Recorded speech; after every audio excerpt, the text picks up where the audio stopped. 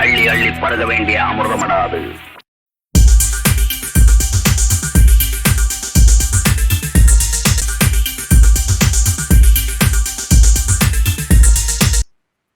அதுக்கெல்லாம் ஒரு குடுப்பன வேணும் என்ற நூலை பேச ரமேஷ் அறிவன் அவர்களை அன்போடு அழைக்கிறேன். அவையோர் அனைவருக்கும் காலை வணக்கம்.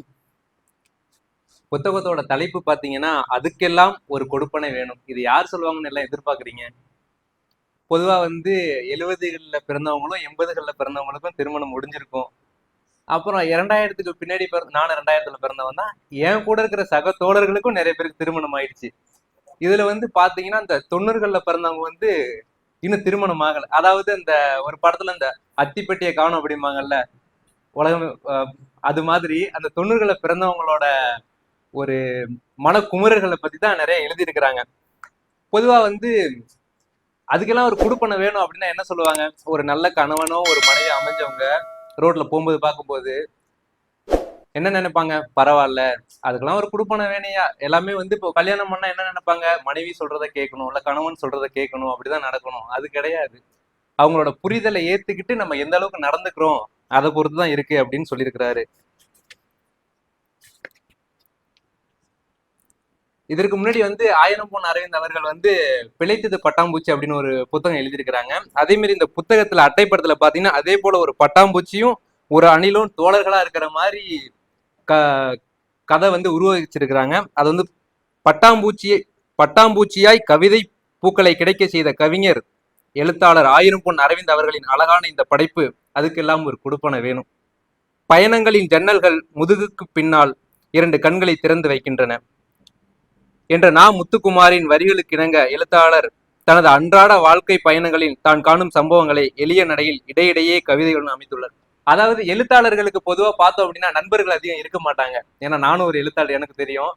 பாத்தீங்கன்னா அவங்களோட உணர்வுகளை மத்தவங்கள்ட்ட சொல்றதுக்கு பதில் ஒரு புத்தகமாகவோ ஒரு நோட்ல எழுதினோம்னா அதை விட திருப்தி நம்ம 100 பேர்கிட்ட பேசினதை விட ஒரு பெரிய சந்தோஷம் கிடைக்கும். இதுல ஒரு 4 வரிகள் இருக்கு. எனக்கு என் பொண்டாட்டி வேணும், எனக்குன்னு ஒரு பொண்ணு இருப்பாள்ல, அவளை சீக்கிரம் என்கிட்ட கொண்டு வந்து கொடுங்களேன் அப்படின்னு ஒரு ஆண்மகனுக்கு எவ்வளவு மனக்குமுறல் இருக்கும். அதாவது ஒரு மனைவிங்கிறவ எல்லாத்துக்குமே ஒரு நிழல் போல நாமும் நடைபெற வேணும் அப்படிங்கிற போல ஒரு மனிதன் யார்கிட்டையுமே நான் ஒரு 100 அப்படியே பார்த்தோன்னா ஒரு கண்ணாடி மாதிரி என்னோட மொத்தத்தையும் உன்கிட்ட சொல்லிடுவேன், நான் நல்லவன் கெட்டவன் எல்லாத்தையும் சொல்லணும், யார்ட்டையுமே சொல்லணும். மனைவியை தவிர மற்ற யார்கிட்டையுமே நம்ம சொல்ல மாட்டோம். சொல்லுவாங்கல்ல, ஒரு மனைவி கிட்ட சொல்லி பாருங்க காலம் முழுகிற வரைக்கும் சொல்லி காட்ட மாட்டா அப்படின்னு. ஆனா நம்ம கிட்ட 1000 வாட்டி சொல்லுவாங்க, அது வேற. அது போல கவிதைகள் நிறைய எழுதியிருக்காங்க. இந்த புத்தகத்துல பாத்தீங்கன்னா ஒவ்வொரு இதுவும் அந்த திருமண வரன் தேடல், திருமணத்திற்கான எதிர்பார்ப்பு என்னென்ன இருக்கு, பொண்ணு ஒண்ணு கிடைக்கலன்னு சொல்லுவாங்கல்ல. அதாவது இப்ப நம்ம எதிர்பார்க்கறது நம்ம உணர்வுகள் அந்த பையனை பிடிச்சிருக்கு பொண்ணு பிடிச்சிருக்குங்கிறத விட அந்த நம்மளுக்கு சமமா இருக்கிறாங்களா, நம்ம வீட்டுல காசு பணம் சொத்து இருக்கிற அளவுக்கு அவங்க வீட்லயும் இருக்கா, நம்மளுக்கு ஏத்தவங்களா இருப்பாங்களேன்னு எதிர்பார்க்கிறோமே தவிர அந்த பையனுக்கு பொண்ணு பிடிச்சிருக்கா, எவ்வளவு கஷ்டம் இருந்தாலும் கூட நிப்பானாங்கிறத நம்ம இப்போதைக்கு பாக்குறது இல்ல. நம்மளும் நிறைய பாக்குறோம்ல. இப்போதைக்கு நிறைய இந்த ஆணவ கொலைகள்லாம் நிறைய நடக்குது. நம்ம பக்கத்து வீட்டுல ஒரு நல்ல பொண்ணா பார்த்து கல்யாணம் பண்ணிட்டு வந்தாங்க. நம்ம அந்த அளவை விட நம்ம அதிகமா தான் பொண்ணு பார்க்கணும்னு நினைக்கிறதா நமக்கு பொண்ணு கிடைக்க மாட்டேங்குது, பையன் கிடைக்க மாட்டேங்கிறாங்க. பையனுக்கு பிடிச்சிருக்கா சரி அப்படின்னு நீங்க கல்யாணம் பண்ணி வச்சு பாருங்க. இன்னைக்கு வேணா அந்த சூரிய வம்சம் மாதிரி இது ஒரு தருதல், அதை நம்பி அது இன்னொரு தருதல்ங்கிற மாதிரி 2 சேர்ந்து உருப்படாம போகும். ஆனா பாத்தீங்கன்னா படத்துல கடைசியில அவங்க ஒரு கலெக்டராவோ அவர் ஒரு பெரிய தொழிலதிபராவோ காட்டியிருப்பாங்க.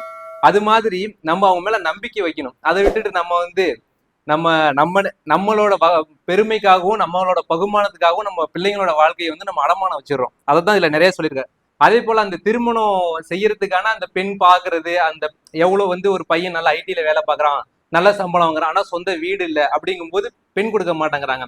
ஒரு பையனுக்கு நம்ம என்னென்ன கண்டிஷன் வைக்கிறோமோ அதே மாதிரி பெண்ணுங்களுக்கும் இந்த மாதிரி பையன் எவ்வளவு படிச்சிருக்கிறாரு, நீங்க எவ்வளவு நகை போடுவீங்க அப்படின்னு பையன் வீட்டுல இருந்து எதிர்பார்க்கறாங்க. என்னவோ வரதட்சணை கேட்கறது மாப்பிள்ள தான் சொல்றாங்க. ஆனா அந்த நகையை மாப்பிள்ள போட்டுட்டு சுத்த முடியாதுல்ல, அது பெண்ணும் அந்த மாமியாரோ தான் போட்டுக்கிறாங்க. அதை நம்மளாம் ஏத்துக்கத்தான் வேணும்.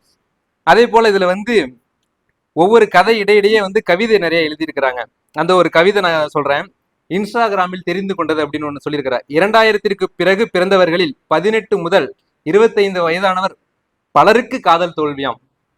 இப்போது காதல் வேண்டாம் என்று சிலர், வேறு காதல் வேண்டும் என்று சிலர், அதே காதல் திரும்ப வேண்டும் என்று சிலர், இது ஒரு பக்கம் இருக்க, 90களில் பிறந்து காதல் ஜோடிகளையோ அல்லது கணவன் மனைவியையோ காண நேரும் பொழுது கண்களில் ஏக்கத்துடனும் உதட்டில் ஒரு சிறு புன்னகையுடனும் அதுக்கெல்லாம் ஒரு கொடுப்பன வேணும் என்கிறது 30 வயதை தாண்டி பேச்சுலரின் மனம்.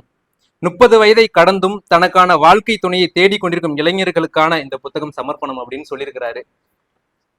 உங்களுக்கு இன்னும் 30 வயசு ஆகல.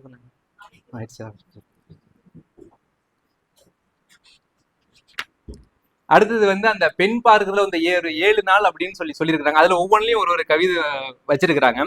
காதலில் சுகம் காதலிக்கப்படுவது என்பர், காதலிக்கப்படுவதை பற்றி நான் இதுவரை யோசிக்கவே இல்லை, இனியும் யோசிக்க போவதே இல்லை அப்படின்னு சொல்லியிருக்கிறார். அவ்வளவு மிகுதியான காதல் என்னிடத்தில் உள்ளது, அதை பெற்றுக்கொள்ளத்தான் ஒருத்தி தேடிக்கொண்டிருக்கிறேன் அப்படின்னு எழுதியிருக்கிறாரு. அதாவது ஒரு பையன் ஒரு காதலிக்கப்படுறோம் அப்படின்னா அந்த பெண் கேட்பாங்களே, எனக்காக என்ன செய்வ, எனக்காக என்ன செய்வ, அதே கேள்வியா அந்த பையன்கிட்ட கேட்டு பாருங்களேன், உனக்கு என்ன வேணும்னு கேட்டு பாருங்களேன். இந்த கேட்ட கேள்வி மட்டுமே போதும் அப்படின்னு இருக்கிற பசங்க ஏராளம் இருக்காங்க. அதே போல பாத்தீங்கன்னா அடுத்து இன்னொரு கவிதை எழுதியிருக்கிறாரு, சாயம் போக அப்படின்னு. விடாது பெய்யும் அடைமலையில் நனைந்து கொண்டிருக்கின்றன காக்கைகள் சாயம் போவதற்காகவா அப்படின்னு போட்டு எழுதியிருக்கிறாரு. காக்கா எவ்வளவுதான் நனைஞ்சாலும் அது கருப்பா தானே இருக்கும், சாயம் போகுமா? அது மாதிரிதான் அவரோட அந்த காதல் வந்து அப்படியே எவ்வளவுதான் வந்தாலும் போனாலும் காதல் வச்சதுதான் அப்படிங்கிற மாதிரி சொல்லியிருக்கிறாரு. அடுத்து சும்மா ஒரு கவிதை அப்படின்னு எழுதியிருக்காரு. தான் கருவுற்றிருந்த போது அவன் கவனித்துக் கொண்டதை எண்ணி ஆயுள் முழுவதும் கருவுற்று இருக்க விரும்பினாள். அதாவது இப்ப கல்யாணம் பண்ண அந்த விருந்து 3 நாளைக்கு மருந்து மொத்தம் 7 நாள்னு சொல்லுவாங்கல்ல, அது மாதிரி இல்லாம அந்த கல்யாணம் பண்ண புதுசுல பார்த்துட்டு இந்த 1 வருஷத்துக்கு கல்யாணம் பண்ண புதுசுல அந்த வண்டியில போகும்போது ஒரு கால் தடிக்கி இடிச்சிருவாங்க. ஐயோ இந்த கல் இடிச்சு அந்த கல் கூட சண்டைக்கு போவான் அந்த கணவன். அதே இந்த 2-3 வருஷம் கழிச்சு திரும்ப அதே கோயிலுக்கு போவாங்க, அந்த கல்ல அந்த பொண்ணு வந்து கால் தடிக்கிறவங்க. அப்ப வந்து சனியனை பார்த்து வர மாட்டியா அப்படிம்பா.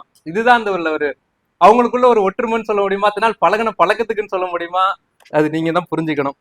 அது போல நம்ம கல்யாணம் பண்ணப்ப பாத்துக்கிற மாதிரி அந்த கருவுற்று இருக்கும்போது பாத்துப்பாங்களா, அது வந்து அந்த பொண்ணுக்கு நிறைய சந்தேகம் வரலாம். ஒண்ணு இந்த குழந்தைக்காக நம்ம கருவுற்று இருக்குமே அதுக்காக பாத்துக்கிறானா, இல்ல நம்ம மேல உள்ள உண்மையான பாசமாங்கிறது நிறைய பேருக்குள்ள இயக்கம். அதே போல பாத்தீங்கன்னா வந்து இதய குறிப்புகள் அப்படின்னு சொல்லிட்டு நிறைய எழுதியிருக்கிறாரு. அதுல வந்து என்னை கட்டிப்பியா அப்படின்னு ஒரு தலைப்புல எழுதியிருக்காரு. லூசு என்ன கட்டிப்பியா, உன்னை ரொம்ப நல்லா பாத்துப்பேன், இப்ப பாத்துக்கிறத விட இன்னும் நல்லா பாத்துப்பியா, கண்டிப்பா, அப்ப சரி கட்டிக்கிறேன். இது எப்ப கேக்குறாங்கன்னா இனிதே நடைபெற்றது 60ஆம் கல்யாணம், வாழ்ந்துட்டாங்க கல்யாணம் பண்ணி 60ஆம் கல்யாணத்துக்கு மறுபடியும் கேட்டிருக்கிறாங்க. அப்படி ஒவ்வொரு நிகழ்ச்சிக்கும் நம்ம வந்து சந்திக்கிற எதிர்பார்ப்புகள் எவ்வளவு வேதனை. இப்ப நம்ம வந்து பேச்சுலரா வீடு கேட்க போனோம்னாலே 1008 பிரச்சனை வருது. பேச்சுலராப்பா வீடு, அதுக்கு என்ன கல்யாணம் பண்ணிட்டு போய் வீடு கேட்க முடியும்? அது மாதிரி ஒரு கல்யாணம் பண்றதுக்கு ஒரு பையனுக்கு எவ்வளவு பெண் தேடுதல் எவ்வளவு பிரச்சனை இருக்கோ அதே மாதிரி பெண்களுக்கு இருக்குது. அது வந்து அழகா ஒவ்வொரு கவிதையிலையும் கதையிலையும் ஒவ்வொரு இதா எடுத்து வச்சிருக்கிறாரு. இந்த புத்தகத்தை வாங்கி படிங்க. ஒவ்வொரு பக்கமும் வந்து நம்ம வந்து சிரிச்சுக்கிட்டே படிக்கலாம். கூட வந்து புக்கு படிக்கிற மாதிரி இருக்காது, நம்ம இன்னொரு டிராவல் பண்ணிட்டு இருக்கிற மாதிரியே இருக்கு. இந்த பேச வாய்ப்பளித்தமைக்கு நன்றி பாராட்டி விடைபெறுகிறேன். நன்றி, வணக்கம்.